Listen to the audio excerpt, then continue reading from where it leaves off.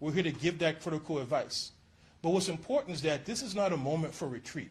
We're under attack from all sides. The opponents that we're facing are not just anti-woke, they're anti-vote, they're anti-opportunity, they are counter-majoritarian. They're against what this country stands for. So this is a time when we need a whole of society approach. I was so heartened to hear President Biden speak in clear and unambiguous terms about continuing to fight. Like him, we call upon higher education to revisit its own standards and look inwardly, because race-conscious admissions does some of the work, but not all of the work. It's a critical tool, but we need universities to address legacy admissions, to address over-reliance on standardized tests that underpredict systematically talent among black and brown students. In our view, that is the civil rights violation. We will not rest for that. We want our students to continue to lift up and be their whole beautiful selves, and we need higher ed to say that you are embraced and you are welcome here. We need businesses to do the same. Every entity that had some profound statement after George Floyd was murdered, that created a new initiative, that included grant making or internal work, keep doing that work. Don't backslide. Now is not the time for retreat. Again, nothing can deprive us of our race-conscious future. Nothing can deprive black and brown students and all students of the future they deserve. Thank you. I will now invite up Janae Nelson, my good friend, President and Director Counsel of the Legal Defense Fund.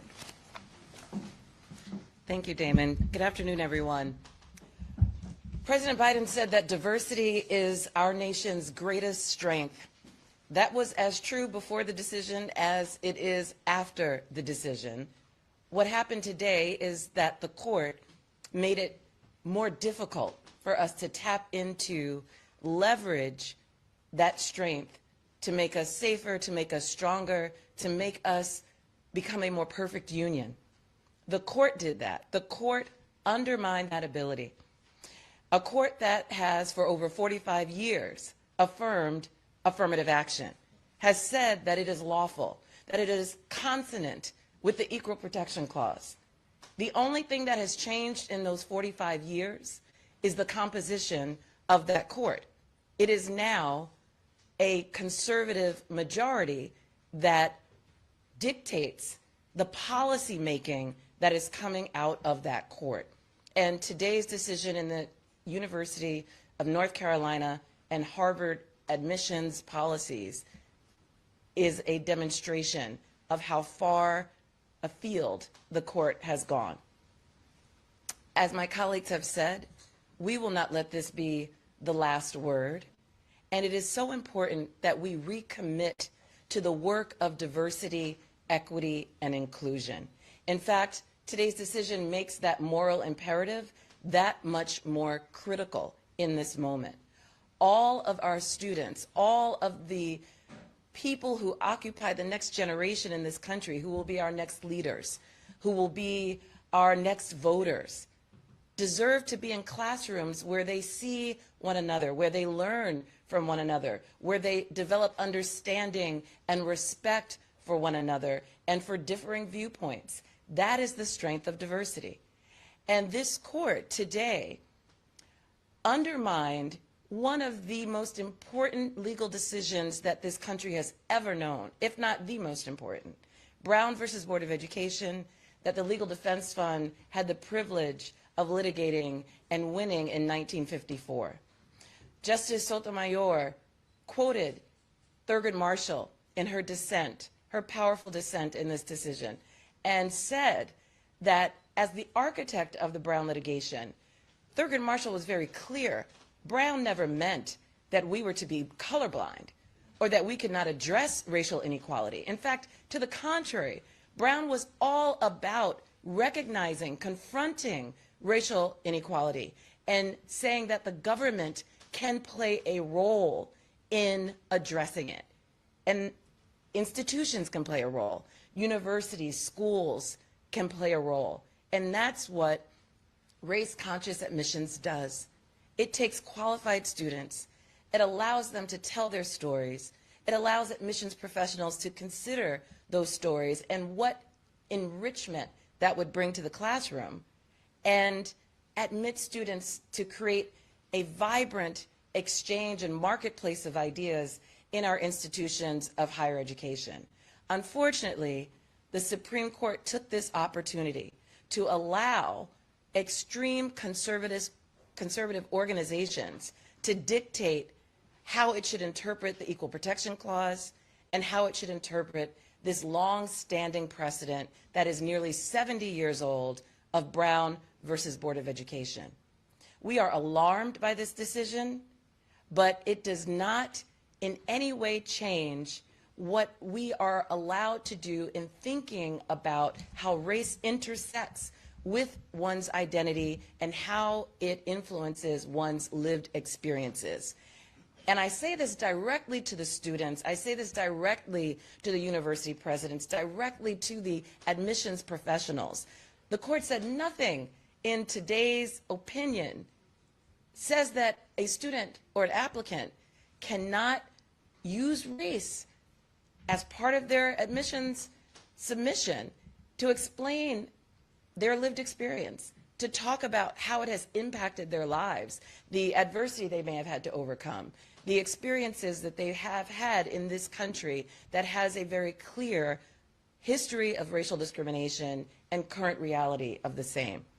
So while we are all disheartened and dismayed by this decision, we are also clear about the mandate that we all have before us, and that is not to abandon the project of diversity, but to double down on it, because that is what our democracy requires. We have an opportunity to make sure that this decision does not undermine the efforts of decades of litigation, of organizing, and frankly, of progress for America. I want to thank the students who we represent, the Legal Defense Fund. We represent organizations in Harvard, 25 organizations that represent thousands of students who are Black, brown, indigenous, Asian, and white students, alumni, faculty who believe in the principle of diversity and who have been with us every step of this fight. It is their future that we're fighting for. It is their future that we will not abandon. It is their future that the court undermined in some ways today, but we will not let that be the last word. Thank you. Hello, everyone. I am Marita Ecubanez, Vice President of Strategic Initiatives with Asian Americans Advancing Justice, AAJC. So we are deeply disappointed that the Supreme Court came down today on the wrong side of protecting educational access and instead opted to resurrect barriers to higher education and support systemic racism. I'm here today representing Asian Americans Advancing Justice, AAJC, to say that we will not stop working to ensure equitable access to educational opportunities for Black, Latino, Native American, and marginalized Asian Americans despite today's ruling. We know that the majority of Asian Americans support affirmative action policies. In fact, 69% of Asian Americans favor affirmative action in education. What this means is that Asian Americans Advancing Justice, AAJC, and the majority of the Asian American community will work with our allies to push educational institutions to create more opportunities for students of color to enter their schools of choice, to not let this ruling be an end to talented students getting into schools like Harvard and UNC, and to ensure that our future leaders of this country represent the multiracial makeup of our society. Our nation's future depends on people across races and ethnicities working together to achieve equity and diversity in higher education and ultimately a thriving multiracial democracy. Having multiracial diversity helps everyone, including Asian Americans. Diversity brings us new perspectives, new leadership, improved mental health, and economic growth. It is important to remember that talent is everywhere, and it is incumbent upon all of us to ensure that we create real pathways to unlock that talent in every student, no matter what community they come from. Now, I have a specific message for those Asian Americans who joined with SFFA in this court case because you believe that affirmative action discriminates against you and your children. I am now calling you in to our movement to ensure that no student in a community of color is discriminated against or marginalized because of today's ruling. You have an obligation to help create a new and better system than the one you helped to dismantle.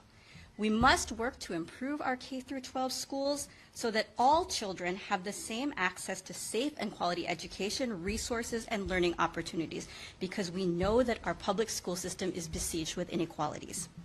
This means that when school boards make efforts to improve access to educational opportunities for Black, Brown, and underserved Asian American students, you support, not oppose them.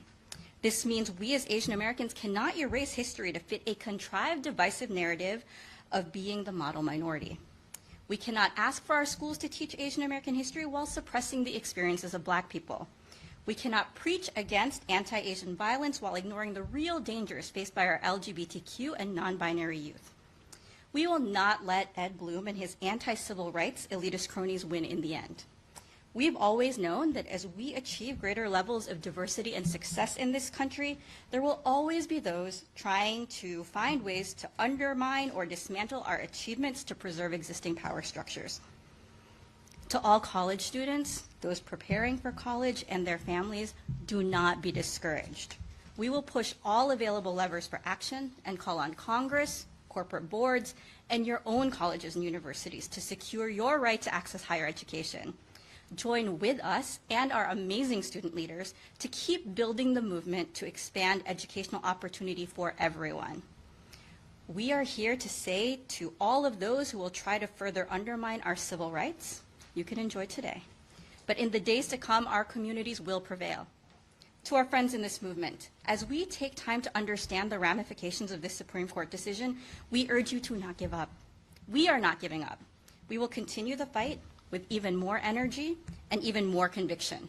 So join us in this fight to keep the doors of educational opportunity open for all. Next, I would like to bring up Lourdes Rosado, President and General Counsel of Latino Justice Pearl Deaf. Thank you, Marissa. Good afternoon, everyone. Today's decision goes against 5 decades of precedent, affirming the value of race-conscious admissions and creating pathways of opportunity for millions of families throughout the U.S. It betrays our country's promise of equal access to education and to opportunity. But we're not going to allow the court or anyone else narrow the opportunities or curtail the dreams of our young people.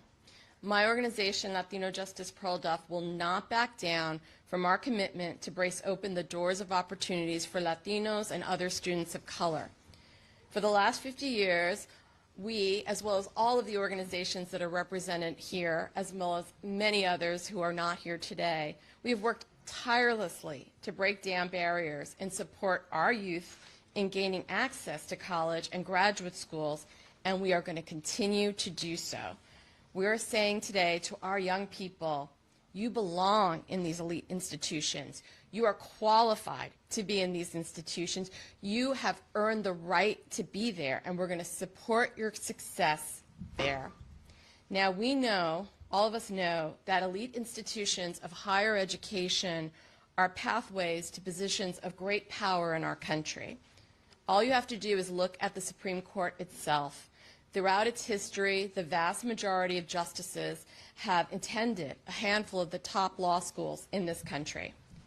Today's decision is not based in fairness, it's not about merit, and it's certainly not about creating a racially just society or upholding equal protection.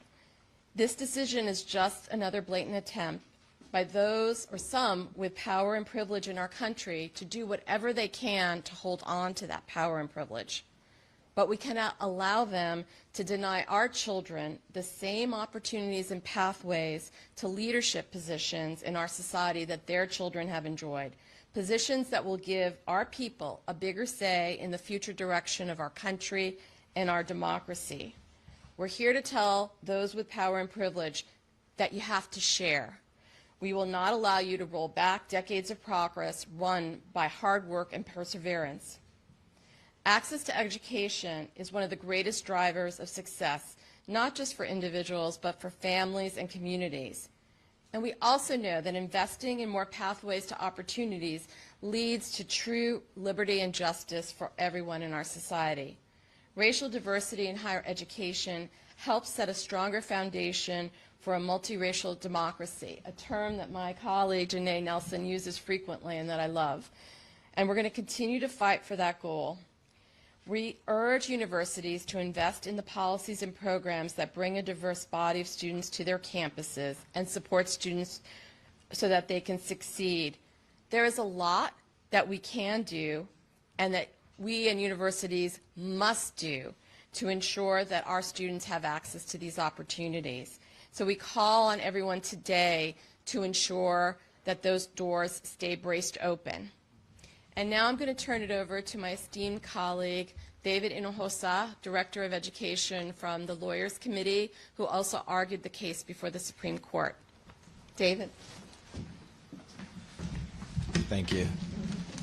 You know, on October 31st of last year, as we walked into the hallowed chambers of the Supreme Court, we were the organization to help bring in the voices of the civil rights community, the voices of students who had participated and had testified in the case about their own experiences with race, about the incredible benefits that they've experienced, and also the incredible challenges that they still faced at the University of North Carolina, and as well as students that we represented in the Harvard case. And the decision that has been reached today, this has been said so many times before, but it is still appropriate today. It is a travesty of justice. We know in the art of law that there is art and there's science to the law. This Supreme Court decision puts a hell of a lot more art into the law. It ignores a well-established precedent. It ignores 40-plus years of experience where universities have tried to administer race consistent with the standards that the Supreme Court has applied. They have gotten rid of quotas. They've gotten rid of separate admission tracks. And they've gone to a system that is incredibly fair and that is not intending to exclude any individual on the basis of race. It provides opportunity for those students who otherwise may be overlooked in a very unfair admissions process because of the gross inequities in our K-12 system that are still carried forward. So what more specifically about this decision is wrong? Janae had mentioned the discussion around Brown v. Board. That is one of the grossest miscarriages of justice by trying to suggest that programs that are intended to bring students together across races and ethnicities, to grow and learn together from one another so that they can share their own perspectives and experiences that inform that of their colleagues and their peers. That's somehow contrary to what Brown v. Board was written for and the problems that it was addressing? Hardly not. And Justice Thomas, who goes even further with his extreme colorblindness interpretation, surprise, surprise, but he was not joined as far. Damon had mentioned, there were many who had argued about this absurd colorblind constitution that apparently existed. And while they did do a gross injustice, to the Equal Protection Clause, which was both an anti-subjugation clause and it was intended to preserve equal opportunity for people who had long not just been treated differently, but had been enslaved and had violence enacted against them merely because of their race. It wasn't individuals who were enacting this, it was America who was involved in those gross injustices. And so we have a decision, again, to be clear, it is not overruling Grutter. It has made it a hell of a lot harder if a university is going to consider race as a plus factor, not just consider racialized experiences. Universities have been and will always be free to consider those. But where those universities want to consider race as a plus factor, it has made it a heck of a lot harder. But it has not totally banned affirmative action. As you all know from last summer, when this court wants to overrule precedent, it knows how to overrule precedent. And that language is not in Chief Justice Roberts' opinion. We know the opposition will continue to push forward its anti-civil rights agenda by suggesting all of these other areas, from employment to K-12 admissions programs and the like, are all impacted. But that's not true. This decision, this court could have said it, as Justice Thomas alludes to, but again, he stands alone in that opinion. The majority opinion does not quite reach that far, although again, it does do an incredible disservice to the true intent and meaningful intent behind the Equal Protection Clause. The opinion also says in a footnote by Chief Justice Roberts that military academies may too continue to pursue the educational benefits of diversity through diverse admission practices consistent with its military missions. Those universities, those academies were not before the court, but that is clearly authorized under this court opinion. And then lastly, and this has been alluded to, regarding racialized experiences. This is Chief Justice Roberts' words, not my words, not the words of Justice Sotomayor. But he says, all parties agree nothing in this opinion should be construed as prohibiting universities from considering an applicant's decision of how race affected his or her life, be it through discrimination, inspiration, or otherwise. I make that point because that is exactly what many of our clients testified to. SFFA did not have any students testify in these cases. That substantial record has 0 student testimony, 0 faculty testimony supporting its position. But yet our clients braved all that you have to when you walk into a federal court to present testimony, knowing that you yourself will be scrutinized, knowing that your testimony will be scrutinized. But they knew it was important to lift up how and why race impacted their decisions, how and why the consideration of their race was so meaningful, and why it meant, or how it showed that they were valued and welcomed at the university. And that should not change. We call upon the universities themselves to continue to engage in substantial outreach in recruitment of underserved students in underserved communities all across the country. They can do that previously, and they should continue to do that. Nothing in this opinion prohibits that. They should also work with communities to ensure their comprehensive policies around recruitment, admissions, climate support, academic supports, counselings, etc., all the way through networking and alumni and job placement. They should work with their communities to ensure all of their practices are aligned with notions of fairness and justice, because that is not prohibited by this opinion.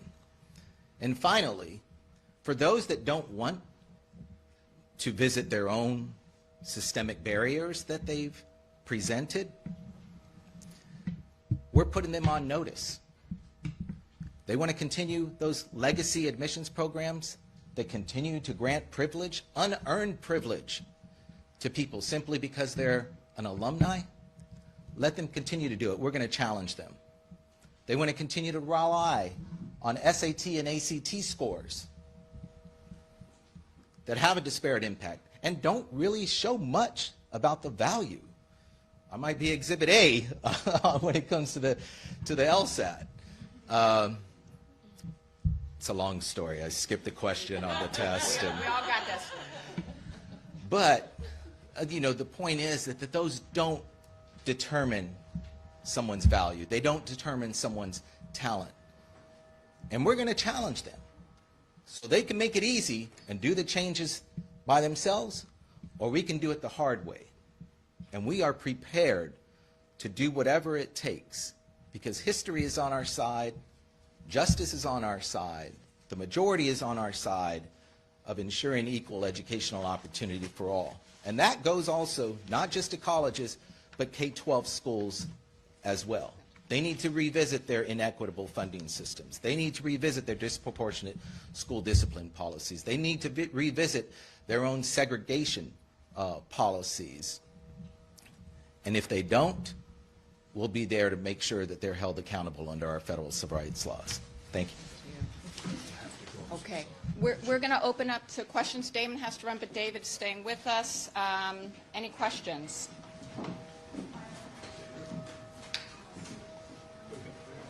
Questions?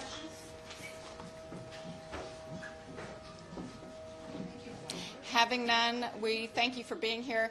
I do want to close on a reminder, just to David's point. 43% of admissions between 2009 and 2014 at Harvard were white students admitted because they were legacy, because of athletics, oftentimes things like fencing and squash that are not available in low-income urban or rural schools dominated by kids of color or low-income kids, or donations. So when we say race blind, what we say is privileging those who are privileged, often because of history as well as because of wealth. And that is why today we're saying this is about all children. Like President Biden said, and he was so right, from Appalachia to Atlanta. So thank you for being here. Thank you for being in the fight, for all of you who are watching, and we will stay in it with you. Have a good day. Yeah. That was such a good point. I wanted to make sure you said it. Yeah, no. Yeah, that one.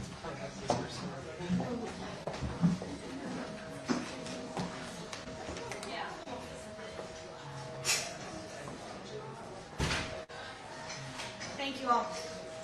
Does anyone need anything? Or does anyone need to file or space to file?